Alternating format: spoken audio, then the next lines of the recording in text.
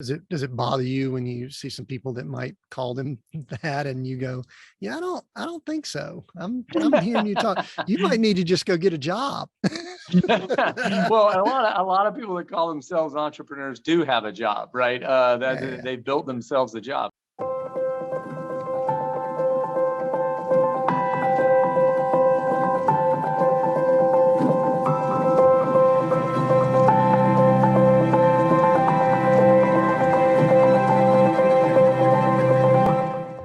Hello, everyone. Welcome to Seek, Go Create. This is your host, Tim Winders, coming to you as always from the passenger seat of our motor coach, our RV, my mobile office. And today I'm just outside of Rapid City on the edge of the Black Hills. Our guest, you're going to want to listen in today. I think they started their first company at 17 years old. The count that I've got, I might be corrected on this, is that they've got 6 startup successful multi-million-dollar businesses and still counting. So we're going to have a good conversation about entrepreneurship, about business, about success, probably about a lot of challenges in the process. So make sure you stick around. I'll get to the guest in just a moment. I want to remind everyone, depending on where you're listening in to Seek, Go Create, if you're on the podcast, I want to make sure that you know that we are on YouTube now. You might be on YouTube watching this, but we actually now are growing at a great pace over on YouTube. So if you haven't checked us out over on YouTube, make sure you visit Seek, Go Create on YouTube, subscribe to the channel there. Here's one thing we do that's really cool over on YouTube. We take the entire interview. So you get to see, in the example of this podcast, 2 incredibly handsome men that you get to view while we're doing this interview and have a great conversation with some other things that we add in, like websites and things like that. But one of the things we're also doing is we're taking about a 3 to 5 minute clip from the podcast, from the interview, and we're including that as a clip so that you get a small clip if you want to just digest that instead of the longer interview. So make sure you go to YouTube, Seek, Go Create, the YouTube channel, subscribe, and check out some of the content that we have there. Today, we have Patrick Bryant as our guest. He is a growth and innovation speaker and also a serial entrepreneur who has founded 6 and counting multi-million-dollar companies that range from, this is a wide range here, media to rolling papers to software. And he's got so much more in his bio. I'm going to let him get into that, and we're going to talk about that in just a moment. Patrick, welcome to Seek, Go Create. Thanks, Tim. So good to be with you. Yeah, and I did get the 2 incredibly handsome men speaking on a podcast that they need to look at it on YouTube too, right? Did I get that correct? Well, yeah. I mean, one of us has hair and the other doesn't. So that's the only differentiating factor I see. Other than that, just 2 white guys with beards. Yeah. So anyway, and I don't know if that helps the video promotion or anything, but hey, Patrick, one of the things that I love to do is kind of pretend, which we are kind of meeting each other for the first time, even though I've got a lot of information on you and our people have been communicating. But I like to kind of pretend just like we meet somewhere, that I like to ask the question, what people do. So as we get started here, just kind of share. If someone says, what do you do? What do you usually tell people? I'm an entrepreneur. That's the simplest definition. I really enjoy starting companies, and I currently am the CEO of Code and Trust, which is a software development firm devoted to writing software for entrepreneurs, early stage companies. Of course, we do some large corporations that are looking for a skunkworks team to develop a new piece of software. But most of what I've committed my life to doing is being an entrepreneur, starting companies, and helping other people that want to do the same. Yeah. So here's a big question I have when I have people that use that title, entrepreneur. Actually, I've got 2 questions. First question is, how do you define entrepreneur? That's a word that's thrown around a lot in our culture. How do you define it, Patrick? I think an entrepreneur is anybody who starts an enterprise. And to me, then there's different scales of entrepreneur. There's the made entrepreneur that doesn't have to go to work tomorrow. I get that badge. And then there's the entrepreneur that is really the most impressive to me, is anyone who's gotten an enterprise and an idea to a point of sustainability. I mean, to me, that is the defining marker that really says, you've created something that moves on past your original vision for it, and that to me is the most exciting thing that I try to do. Money is a marker, but I've seen a lot of fantastic entrepreneurs that were in a nonprofit and scaled it in a huge way, or even in faith-based situations. We've got Greg Surratt here in Charleston. Well, I'm in DC today, but in my hometown of Charleston, South Carolina, Greg is a minister and created Seacoast Church and ARC, an organization of churches, and is just scaled his ministry in a huge way. And I believe that entrepreneurship is the number one change agent in the world. And I think that can happen as fluidly as it does in enterprise, companies as it happens in startups or ministry or nonprofits.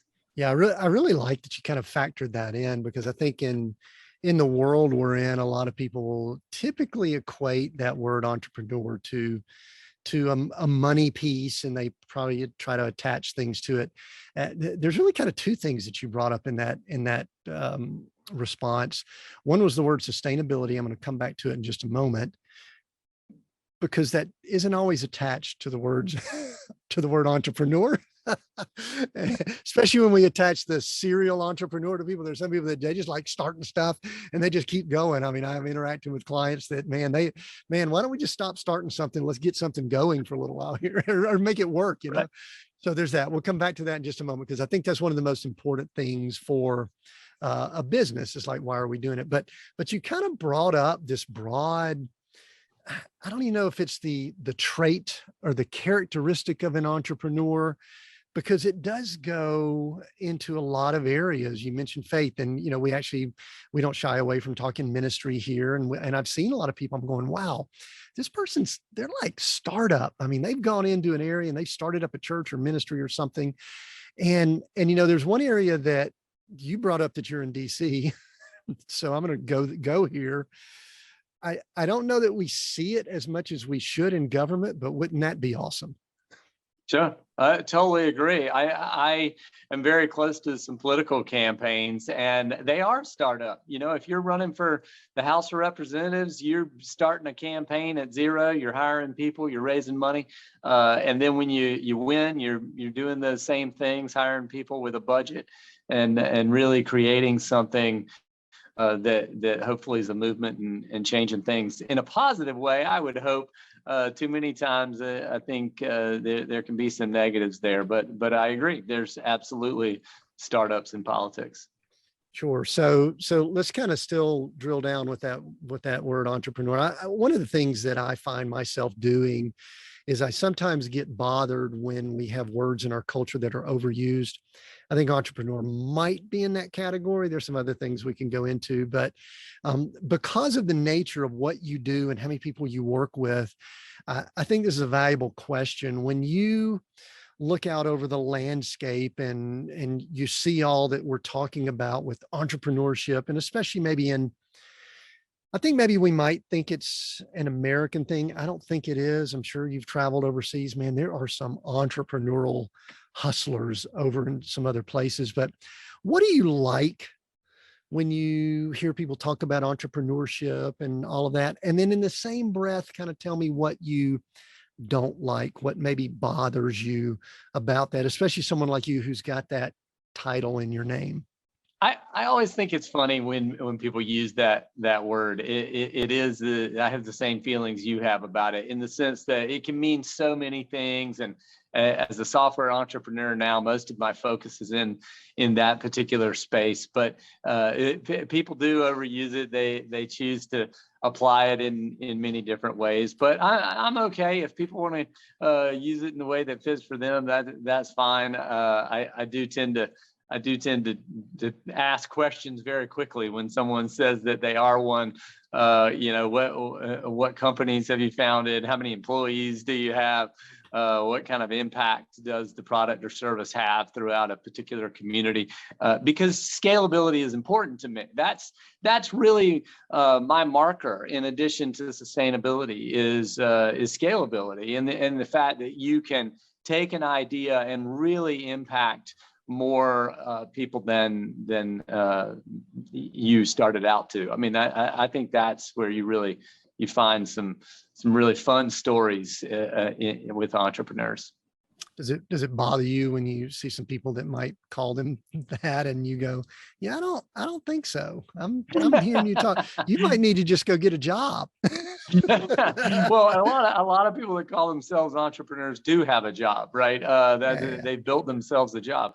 But we created an organization called the Harbor Entrepreneur Center in Charleston, South Carolina. That's a nonprofit devoted to helping entrepreneurs. And we actually had to have a lot of those conversations around that particular topic, where we were saying, what is an entrepreneur and who is at the center of our tribe? Who are we trying to serve? And what we ultimately decided, that the center of our tribe was a made entrepreneur, someone who had started an enterprise and grown it to a point that they no longer needed to work the next day. I think that is a marker that changes people and changes the way that you look at entrepreneurial activity. And although while that's the center of the tribe, we know who we're there to help, and that's people who want to be entrepreneurs. They want to grow. They want to increase their impact on the world, and that's our mission, to help them get to the center of the circle. Yeah, that's a great point. I think we've had two episodes recently where we've interviewed people that help with exits from a business or acquisition of a business, and both sides of that equation. And it's real interesting in the two separate conversations. It's almost identical to what you said, Patrick. I asked the question, what's a common characteristic that you see in a successful exit or a successful acquisition? And in both situations, the wording was a little bit different. It was something to the effect of, they've done it before. Sure. And what you just said is what you would really like is someone who has started, built, made it sustainable, scalable. But yet I know that there's a lot of people listening going, but yeah, I just want to how do I get started with that? And we may address that in just a moment. We may talk about some things like that, but I think to really hit home with that, what I would like to do is maybe get a little more of a feel for how Patrick got started, because one of the things we don't shy away from here is kind of origin stories, and also, just so you know, we are okay with the good, the bad, and the ugly. We don't try to make this all sunshine and roses. And, Patrick came out of the womb and he was doing business startups at the age of 5. He had the lemonade stand, the grass cutting and and he went public, when he was 21 and all that. But I think I read correctly that at 17 you started. Is that correct? Well, yes. So at about 17 years old, I vividly remember my father coming into my bedroom. We had started a business as a family about 2 years earlier. My father was an expert in the newspaper industry. He decided he wanted to start a newspaper as he was retiring from a long career in newspapers. And we put together some investors and we create this newspaper. And I dove in. I didn't know at the time, at 15, I didn't know how much I loved the startup energy, but it was just really exciting for me. And I learned how to use the Macintosh computers. They were brand new at the time, and taught myself how to do that. Was this the 80s? Is this the 80s? Were you in the 80s?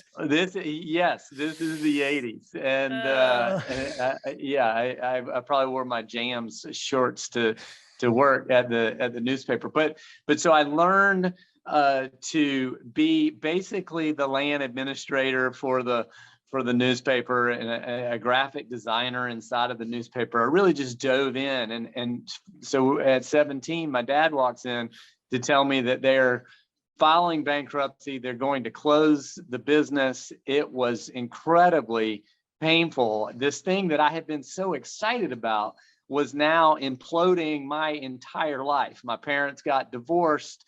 They filed bankruptcy. We lost our house. I ended up moving into this small condo with my dad. It was just a really trying, difficult time, rock bottom for me in my life. And I remember thinking and saying to a friend that this was so painful and so difficult that I would imagine most people would take away, oh, I should just go get a job. These are not good choices. Why did my dad and my parents take this risk and end up imploding everything? Instead, I said, this was so amazing to me. I enjoyed it so much, and I'm sad that this has failed, but I am not going to let it be this moment for me. I am going to start a business at 17. I'm going to start one at 22, 30, whatever it takes. I'm just going to keep failing until I learn to start businesses. And much like a person who almost drowns and then becomes an Olympic swimmer, I really wanted it to be my superpower. And I really did get to a place that I studied it. I understand the different models. I understand why we're doing what we're doing today, and think of myself as a master in a lot of those conversations. But at 17, I'm just a guy with some computers. I took everything away from that failed business. I was driving the used minivan around town. I had the ability to use one of the computers and started a desktop publishing graphic design firm with the things I had learned at the newspaper. And I'm just hustling door to door. I'm just going, asking people, can I design their logos and their menus and anything they would let me do? And that was really the first time I started a business at 17. Most people would ask their parents for a little help. Mine owed me $2,500 from the failed business, so I didn't have that. But I did really learn what it meant to go get clients and come up with how much you're going to charge and sell your own time and all of those things.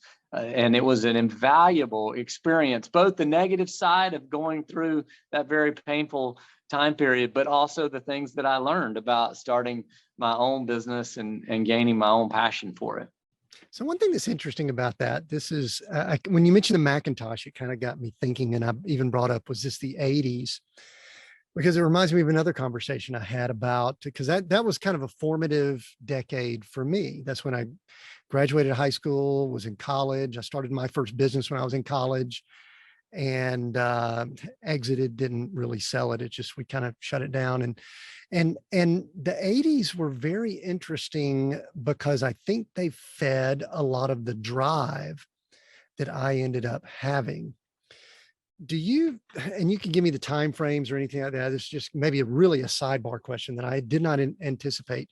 Do you think that the times, the decade, what was going on in the 80s had anything to do with you saying, Scarlett O'Hare moment, by God, I'm going to make a business work? Because I actually think it has something to do with the makeup that I have also. What are your thoughts? For me, it was the technology of that time. I think I was in a right spot moment. I might have been able to be even in a sweeter spot moment had I been a little bit older as the internet was being invented and worked on, and we were all starting to do it. I was probably early 20s as we were starting to use things that, like the internet and like the World Wide Web as it was back then. And so for me, being right on that early cusp was a really good moment. I understood computers well. I was able to learn to design a website in HTML, early skills of software development. And for me, that time period was really important and did give me a leg up because I was able to leap forward on a lot of those technological areas. Yeah, you've got your hands in a lot of business things right now. I'm not finished with your background yet, but let's jump to current and just looking over the horizon. What do you think about the opportunities now? I mean, with blockchain, we've got a lot of things in crypto. There's, Web3 and all these other things that are thrown around. I mean, seems like a similar position right now for someone who says, I'm just getting started. I think you're totally right. I think the technology is leaping forward at this particular moment. A lot of those pieces, especially Web3, blockchain, all of those discussions are just going to continue to accelerate. It's as fragmented as I've ever seen it. I think there'll be some consolidation of a lot of those technologies and or media and all of these things. The streamers, for instance, right now, or everybody's got a streaming platform, right? So I think we'll see some consolidation in the next 15 years. And if you were in this moment that you were able to use your skills to help in that fragmented time period, then when the consolidation comes, things will be easier, and you'll be in a perfect position to really win. Yeah. What if someone right now, let's say we've got a young person listening and they had the opportunity to learn a skill. This is me asking you to kind of crystal ball a little bit with your background and all that. What would you give advice to a young person? Say, listen, if there was one skill I would recommend you learn with what we see is coming over the next 3, 5, 10 years, what would that be? I love software development right now for young people. It is learning how to fix a car. 50 years ago, you can get under the hood. You can really accelerate your career path in a huge way. The demand for software developers is off the charts. We're in negative unemployment in my home state of South Carolina when it comes to software engineers. So to me, that is the easiest place to take a huge step forward in your career right now, is just to simply learn code. And by that, I don't even necessarily say you have to pick a particular one. You could, maybe not COBOL, but definitely, React Native, the ability to program in JavaScript, or even on the machine learning side of the house, there's some really good tools. If you can just teach yourself the ability to understand and problem solve regarding a particular type of code, Web3, we mentioned a ton of options there. So I think if you're scientifically based, headed off into a programming language, and if you're graphic based, headed toward UX, UI kind of development, to me, those are just the easiest places right now to take huge leaps forward. Yeah, that's good. And the thing I like about that is that that's not necessarily go borrow a bunch of money, go to college and spend 4, 5, 6 years. I mean, some of that stuff's self-taught, right? I think you mentioned it. I mean, people can kind of do that on their own, right? I think you can. My son is 21 years old and decided with a ability, AP honors classes out of high school, completely capable of going to a 4-year institution. And he just decided, no, I'm going to go to this code boot camp and learn how to code for 3 months. And he came out of that ready to be an employee at $50,000 a year. So that to me is a big short circuit right now for young people. They can really get into a career that's important in changing the world in good ways, and has a lot of headroom for them to go on and do other things, but starts with a pretty sweet, $50K a year entry level position if you can just learn the basics. All right, very good. All right, let's bounce back to Patrick, the early years. And there's a couple of these businesses and we could just run through these real quickly. Sounds like it says 6 and counting in your bio. Is that an accurate number? How many businesses have you started, and where is it at now? And I am going to ask you to kind of do a real quick, tell us a little bit about each one also, because Sure. I'm just curious. I'm a business junkie myself, so I love hearing about that. Well, I've started 8, and since my graphic design business, I don't really count that one. But I have sold and moved on from some of them. But the 6 that we talk about the most is, of course, Code and Trust, which is my current job. 3 of us started Code and Trust 4 years ago.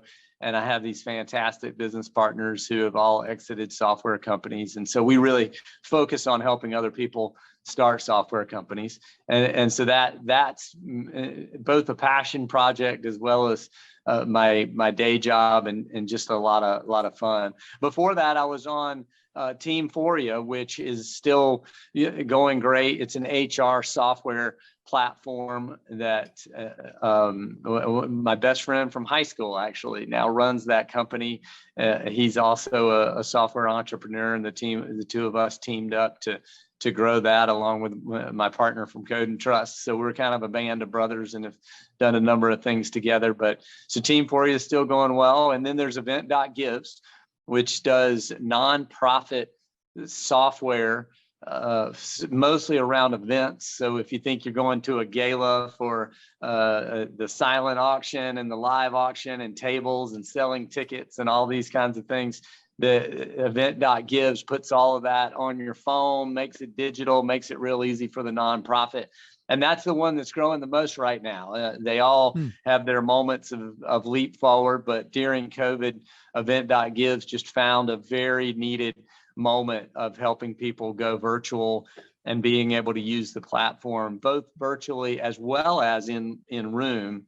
And that really helped it grow over 93% in 21, and then another 98% in 22. So we're queued up to just be tearing the cover off the ball on that business. And it's just a lot of fun to be involved with. So that's Event.gives. And then there's, of course, Shine Rolling Papers, which is a fantastic story in itself of its origin. But Shine was created as a 24 karat gold rolling paper and really took off in the hip hop space. So that was a fun journey that started with me investing in a cigar company. A friend of mine had a cigar company and was struggling, so I invested, and ultimately we found a really fun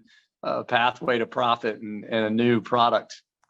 So that was Shine. And then there's Assignment Desk, which is in the broadcast television space, and then its sister, which is Go-To Team, which is my original company I started. We're about to come up here in October on its 25th anniversary. So that puts, as if my haircut doesn't do enough to date me, the fact that I've had a multi-million-dollar company for 25 years should tell the story of the wrinkles on my face. But it is a fantastic pair of companies in the broadcast space, and do two very different things. But basically, the way you can think of it is if any major network needs to do a video shoot tomorrow anywhere in the world, they call us and we're responsible for it. So you might be watching a live shot tomorrow morning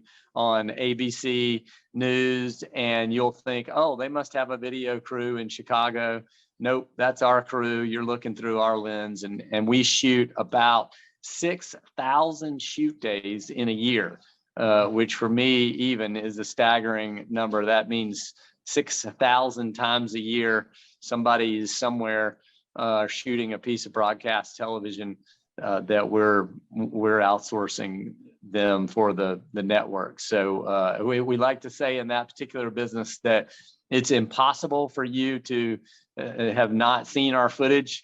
Everyone has seen our footage. You just didn't know it because you were watching one of the major networks, and we're their vendor. Oh, okay. Any others? That it? That wasn't enough. You need me to keep going.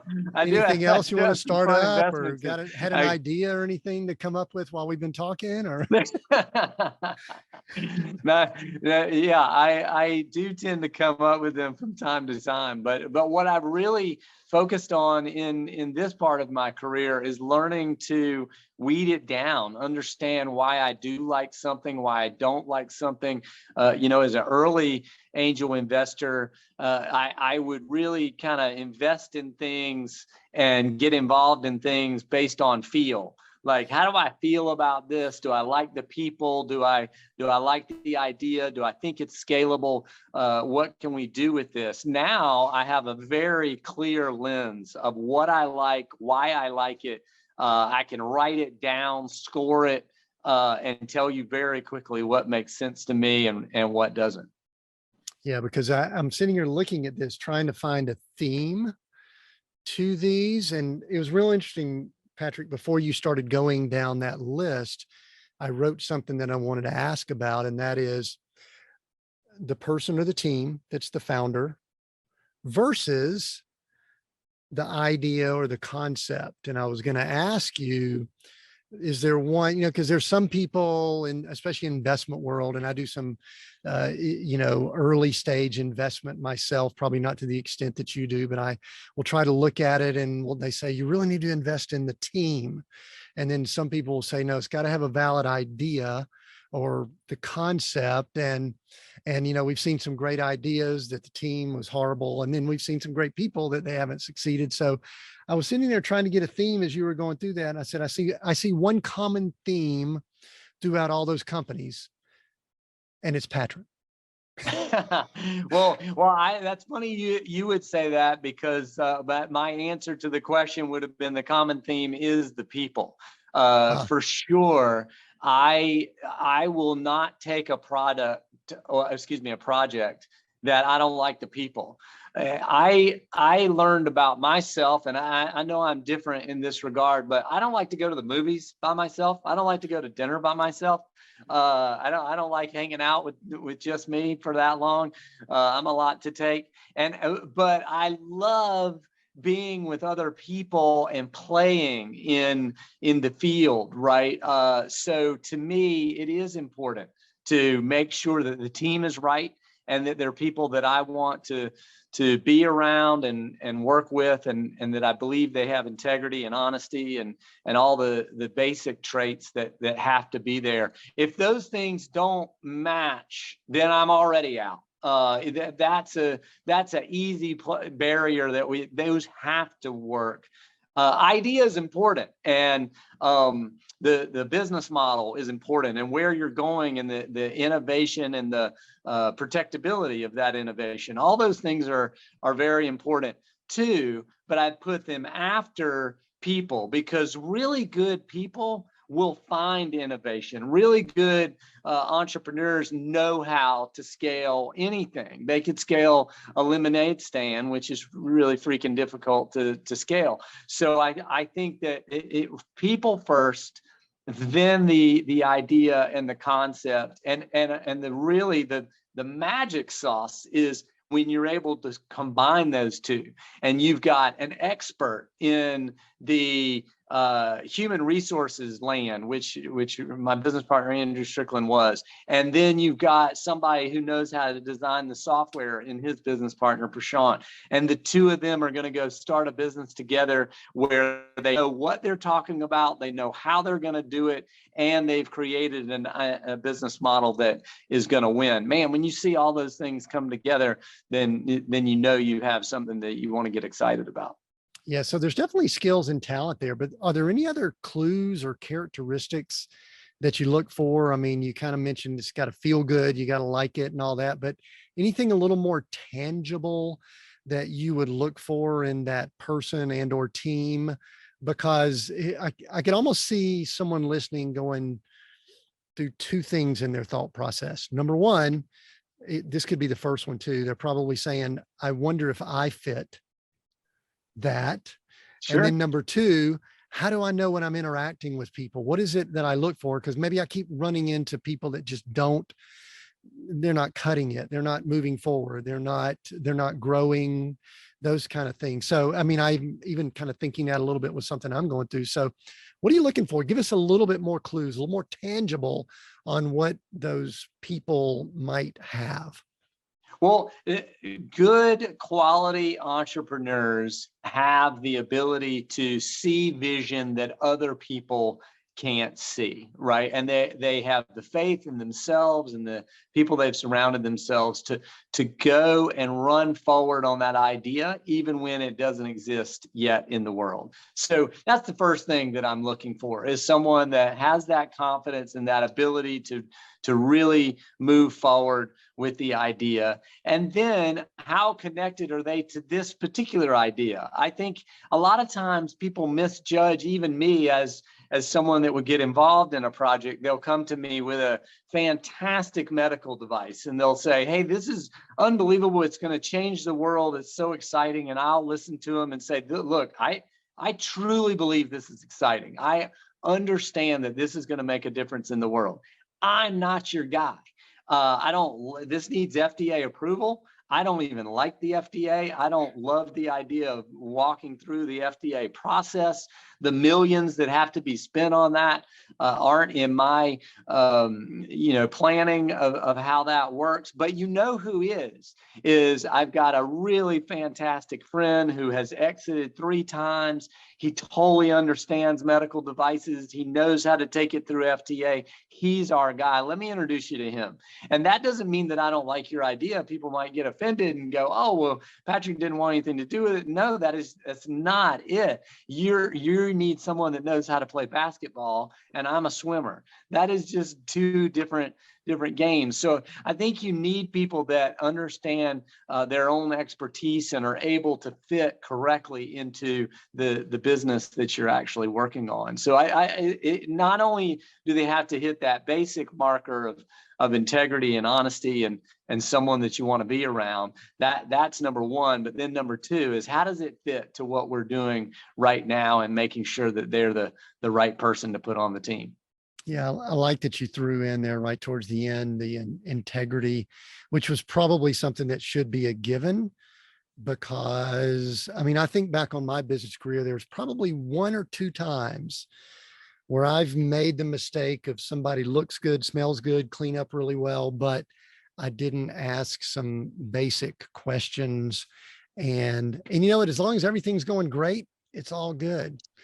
But, for us, it was 2008 comes along and everything gets all of a sudden challenged. And then everybody finds out what they're made of, in a time like that. So how much involvement? You went through all the companies and you spoke about them like often parents speak about children, which means they're still involved, they're still active, but then I also know that they could be grown and out doing their own thing. So if you were to, and you don't have to go through each one of them, but I know the business you mentioned earlier, we'll talk about as we finish up here, the one that you're active in, but do you still have any interaction day to day with any of those businesses? Absolutely. I describe startups for me as movie scripts. At the end of the day, I'm an executive producer. People make the joke that they don't know what I do a lot of times. And so I joke back that people will say, well, we're not sure what Patrick's going to do to add value on this particular business, but yet we know that every time he's in a business, it wins. So we want him on the court.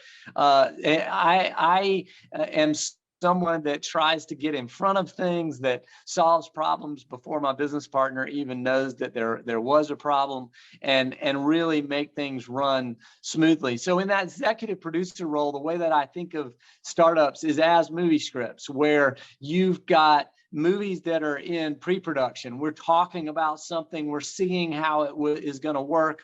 We're doing some testing, maybe putting it in front of the clients and getting some feedback. On the other hand, we've got businesses that are in production. And for me, I feel like I have to be on set during that 2 to 3 year process that it takes for me to grow something from 0 to normally about 20 employees. That's kind of my marker, 0 to 20 employees. And I've got to be focused on that business. I've got to be paying attention every day and integrally involved. And then finally, there's post-production. We have grown it to a certain size. We've got a CEO that's running it, sometimes a business partner, sometimes not. Either way, the company is now sustainable. It's got its own life ahead of it. And at that point, I'm less involved, more on P&L, balance sheet, where are we at quarterly, how can I help, what are the things I could be driving, and a friend of mine who happens to have a larger portfolio of companies that I'm involved in. One time I said, how do you decide where to spend your time? You know, that's a struggle for me sometimes.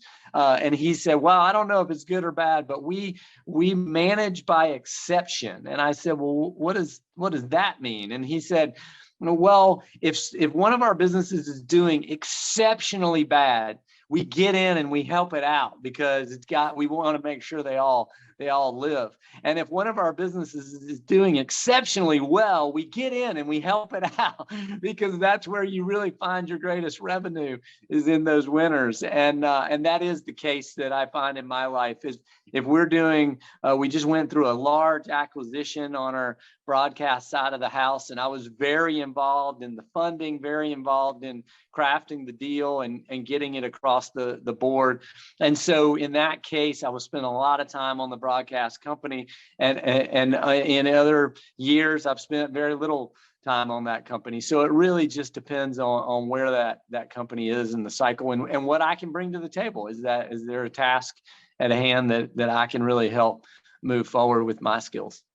One thing that was interesting as I was listening to you also, Patrick, is that it seems as if in the world we're in today that the exit is kind of like where everybody's headed. And I think that creates, I don't have a problem with that. That's not a bad thing, but I think it creates this false, I don't even know how to word it, but it's like, I think people are working towards something maybe they shouldn't be. And I'm okay with people thinking about maybe how they're going to exit. I've got a few clients right now that are considering how they may transition and, you know, have a succession plan in place for their business. But especially, and I've interviewed some folks that, you know, have been in the Silicon Valley world where this is a really strong culture of start something up, get it going, get people to invest, and then move towards getting out and getting a big paycheck. I didn't pick up on that at all from the way you were talking about your companies. Can you tell me why, or give me a contrast and, you know, what's going on there? Well, I'll tell you, I think of my own companies the same way I do stock market companies, which I do have a portfolio of equities. And I'm a value investor. At the end of the day, I want to buy things that are cheap on the market, right now being a great time to pick up some good, valuable companies. And then I want to hold them for a very long time, past the point of any of these cycles, and back to a place that their revenues has got them getting valuations that are too high. And then that's when I want to get out, right? I joke that any of my businesses are always for sale as long as you're willing to pay me double what I think they're worth. And if you're willing to write that check, I'm out. I think that I'm joking, but honestly, there are times that is true, right? There's a corporation, they know that when they buy my business, it's going to be worth 4 times what they pay for it the minute they buy it, because they know how they're going to go execute on a plan that I can't see, or I don't have the resources to execute the way that large corporation would. So there's just nothing wrong with that. I think an exit and allowing people to move forward with a startup that you've created is a great thing. On the other hand, I think there's absolutely every reason to hold on to a business that's growing and continue to help it and its employees win and continue to make revenue off of it as long as you've got it. So I think both of those things are healthy and good. I will say this though, because I hear what you're saying in the tone, which is, if your ultimate life goal in the morning is to wake up and make more money, I just think you're missing the mark. You're missing kind of the fun. You're missing sort of the point. I think that investors tend to do that to us. Some of our companies do have investors. I'm not remotely saying investors are bad, but I will say that once your company's ultimate focus is to create shareholder value over innovating new products and helping customers, then it can get a little sideways and be a wrong goal from my perspective. Yeah, boy, you're leading directly into the few items I wanted to discuss as we begin wrapping up here and talk about sustainability and scalability.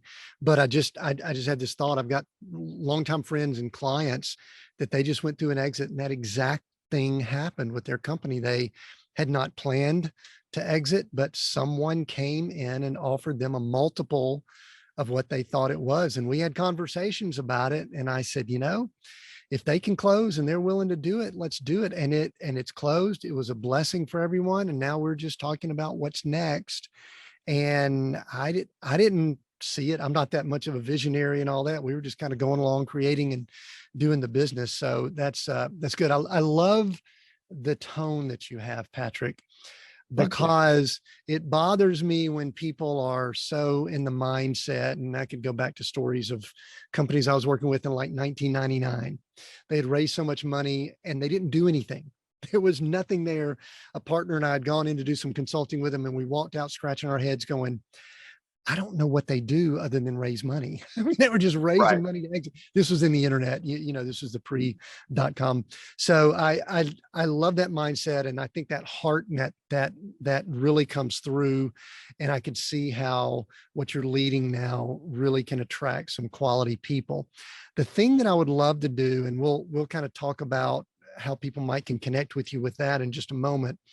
But there's two words you brought up that I would love for you to talk a little bit more about in whatever order you want to, because I do know we've got a lot of small business owners. We've got people that are wanting to start things that listen in, people that have run businesses for a period of time. A lot of people like that listen in. And so I would love for you to talk a little bit more. I'm just going to kind of give you the mic to talk about sustainability and scalability. Those two things are words that are thrown around often. And I see so many, what we'll call entrepreneurs, quit too soon. In other words, they get bored or they're ready to start something else and they move on. I've even done it myself before. And it's maybe because I'm an entrepreneur, this is not working, I'm moving on. And so talk about that. And again, just whatever, pretend you're on a stage or talking, and I'm just going to give you a few minutes to talk about that, do some teaching or whatever you want to do about sustainability and or scalability. Well, we've created a form on our website to marker a lot of what I'm about to say. So anybody listening can look at codeandtrust.com/growth score. And at that growth score form, we have literally mapped out each of these three areas that are, to me, the cornerstone that I use to invest and work on products inside of our businesses. And that is innovation, scalability, and the ability to execute. And we already talked about ability to execute earlier. I feel like that's an important marker that you really got to hit. But then scalability, as you mentioned, is to me the next marker. Once you've got the right people and they're working on the right things, then you move to scalability, where you say, all right, how do we get this to everyone around the world repeatedly? And the markers there for scalability are, if you're scalable, then you're being sold everywhere and they're buying it over and over again, right? And tires are a good example. They're gonna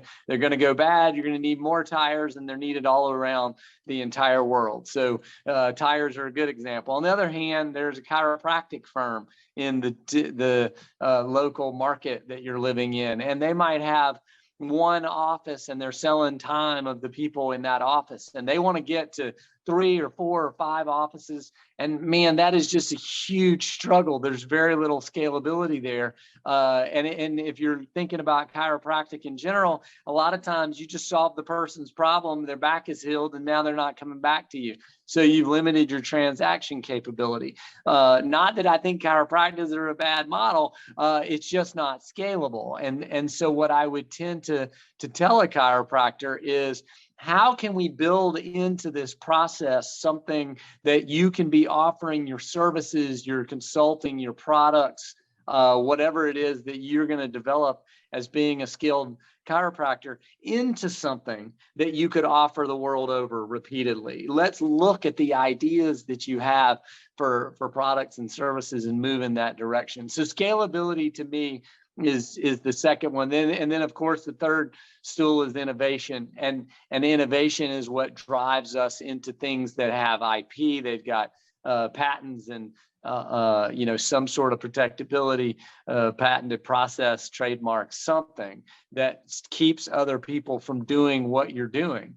And if you really have those three, to me, you've got the team that can execute, you've got the idea and the product and the service that is beginning to be scalable, even if it's not already sold around the world. We know how we could. And then finally, we put in that a little innovation that prevents other people from doing the exact same thing and protecting our competitive edge. Now we've got something that will be sustainable very quickly. We've created all of the pieces that allow that business to take off to a place that we're going to have 20, 50, 100 employees, and anywhere along that road that feels right to you as the entrepreneur, you can stay on or get off. That's your choice. I happen to like to get off at 20 employees, but I've had friends and entrepreneurs that I deeply admire that have gone all the way to taking their company public and chairman of the board. And so I think it just depends on the entrepreneur, how big they want to go along on the scale. Sometimes that scale is going to work in a way that you jump off at 20 employees and you're going to you keep running it, hire a CEO and let it run. And the other times somebody's going to come along and go, hey, that is scalable and impressive and we need it. And we already have the distribution channel. So watch what we're going to do with your product, and we're going to sell it in places you can't even imagine yet. And that's why we're going to pay you what feels like too much money for it, because we're going to go tear the cover off the ball. So that to me is what exit means in a healthy way. And it really sums up how I feel about scalability and sustainability. But everyone, feel free to check out that free tool. But really everything I just talked about is mapped out there on that website, codeandtrust.com/growth score. Yeah, and we'll make sure that those links are down in the notes and with all the resources that we have. So with the current organization, and there's two things you mentioned, so this might be two variations of this question. You mentioned a foundation or a nonprofit that you have that you're working with entrepreneurs, and then you mentioned Code and Trust, which is obviously a for-profit, I'm guessing. So could you maybe give a profile of, and this is kind of leading us into our landing here. This is kind of my first approach that I'm making, but can you tell me the type person that might be listening in and going, man, I'd love to connect, and what would you be looking for someone to reach out to you and say, hey, listen, let's connect, let's try to get together. And I know you're probably the type guy that would probably talk to just about anyone that would want to talk to, but who's the type person you're really looking to work with? Well, at Code and Trust, we help software companies and hardware companies that are looking for software, and any sort of entrepreneurial company that is looking for the software. So it's really got to have the word software somewhere in there for Code and Trust. But I'm always eager to talk to people about starting any kind of business and how to scale and innovate and help them see that path forward. It's just something that I have chosen as my passion. The nonprofit that you mentioned, the Harbor Entrepreneur Center, based out of Charleston, South Carolina, we've got an accelerator. You can apply to be in that accelerator. We just started the 11th class, so we've helped over 100 businesses at this point. I say we've helped 100 businesses, but I'll reframe that to say we've helped over 100 entrepreneurs, because we really want to teach people the tools that they're going to use to start business number 2, 3, 4, and 5 after they run through the one that they're working on, successful or not. We just want to teach people these these particular principles and help them move that forward. So if you apply to the accelerator, you get free space and mentorship and curriculum and all these things, the opportunity to take investment. And it really is a terrific program and totally nonprofit. The mentors give of their time and treasure really just to help the companies. We say that inside the accelerator, you get to have all that love and attention for free for 14 weeks or excuse me, 6 months, the 6-month program. And at the end of 6 months and a day, then those investors are going to invest in you and really expect to turn a profit. So if that's something that is interesting to people, they should look at the Harbor Entrepreneur Center online. But yeah, that's a nonprofit that's really out there trying to teach these principles and help entrepreneurs grow and scale and become sustainable. Sure. Hey, Patrick, I saw when I went to your website that you do a lot of speaking. You go talk to people and go in front of audiences. And I think this might be my last question before my final wrap-up question. So we're circling again and coming in for the landing. What's the message that above all else you love to convey to an audience when you speak? What's the thing that you love for people to walk away from when they hear you talk? I really want them to just go do. One of my friends has a line that we need less sales training and more sales doing. And that's how I feel about entrepreneurship, where it is really an activity that is a contact sport. You've got to come up with an idea. You've got to go have a conversation with a client. You've got to see if that fits their needs. And if it doesn't, you need to iterate. And if it does, you need to iterate. You just have to learn from every single client and customer that you touch to make a better product that is scalable, that is innovative, that is offering them something of value beyond what they paid for. And that, to me, is the key to entrepreneurship, is really just going and starting wherever you're at. I try to convince people, hey, work on these ideas that are scalable and innovative and that you've got a team that you can go build. But the reality is we're not all at that place, right? Elon Musk can only work on getting us to Mars because he did Tesla, because he did PayPal, because he started 2 companies before that. He worked his way up to the big world-changing problem. And what I would say to any entrepreneur that's listening is you've got to start where you're at. What do your skills allow you to sell and do today that teaches you, just like me as a 17-year-old, learning to run a graphic design company selling my own time? That is a vastly different business than Code and Trust, which has multiple clients around the United States and a whole big team of people and a lot of innovative products spinning out of it. That is a completely different game than where I started, but I could not be where I am without that start. So I just try to get people to get going and start where they can start and find success there and move their way to the next level. Yeah. Thank you for that, Patrick. I think that's encouraging. And I appreciate the heart that you have for the entrepreneur too, because it is a tough gig. It's tough out there. I mean, they're out and scrambling. So where can people connect with you? I know you gave a link earlier. Is that where you want me to go? Is there another place to send people to find you?